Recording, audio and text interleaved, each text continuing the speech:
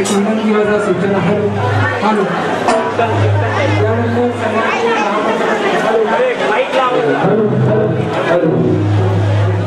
त्यानंतर सर्वांनी महाप्रसाद घेण्यासाठी भोजनालयाकडे जायचं.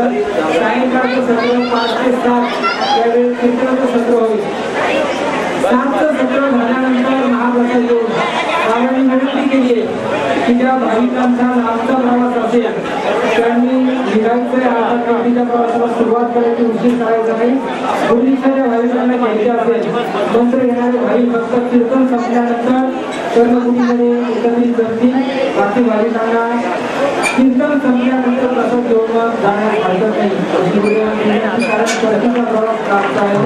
गाडी सेवा कठीण करण्याची करता 1 सेकंद उभे डोळे बंद करून ध्यान करूया आणि या आत्मावली चैत्र महोत्सवाचा समारोप आपण ध्यानानं करूया. हात खाली घ्यायचे, उभे आहात त्या ठिकाणी डोळे बंद करायचे, शांतता राखायची.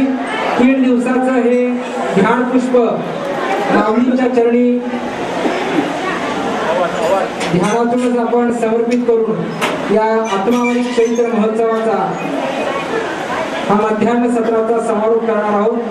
1 सेकंदाचं हे ध्यान अर्थात आपल्याच परमपूज्य बाबाजींचं हृदयामध्ये हे पूजन अर्थात 1 मिनिटाचं ध्यान आत्मचिंतन सद्गुरु पूजन.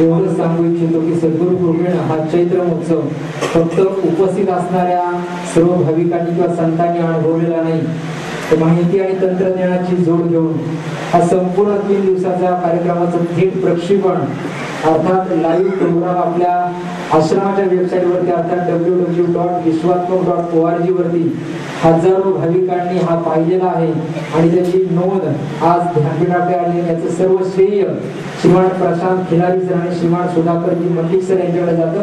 हजारो भाविकांनी परदेशात सुद्धा हा कार्यक्रम पाहिला आणि तिकडून पोच अर्थात गुरुदेवांच्या चरणी आपले प्रणाम सांगितले. अशा या मोठ्या सेवेबद्दल या 2 भाग्यवंतांचं एकदा टाळ्यावरून स्वागत करू.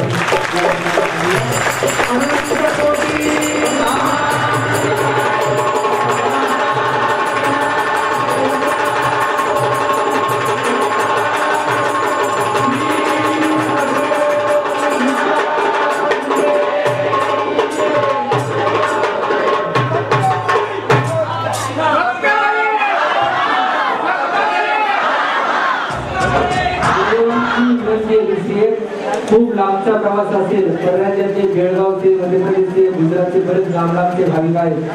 एक तर संध्याकाळी थांबले किंवा रात्री मुक्काम करायचा आणि उद्या सकाळी निघायचं. रात्री कुठे प्रवास करायचा नाही आणि जायची घाई असेल तेव्हा आत्ता प्रवास करून निघालेली हरकत नाही आणि थांबावं ही गुरुदेवांची पण इच्छा आहे. पण रात्री थांबणाऱ्यानं तिथं रात्री झोपलंच पाहिजे, उद्या सकाळचा नाश्ता करून प्रस्थान केलं पाहिजे. एवढी सगळ्यांच्या चरणी विनंती. आत्मा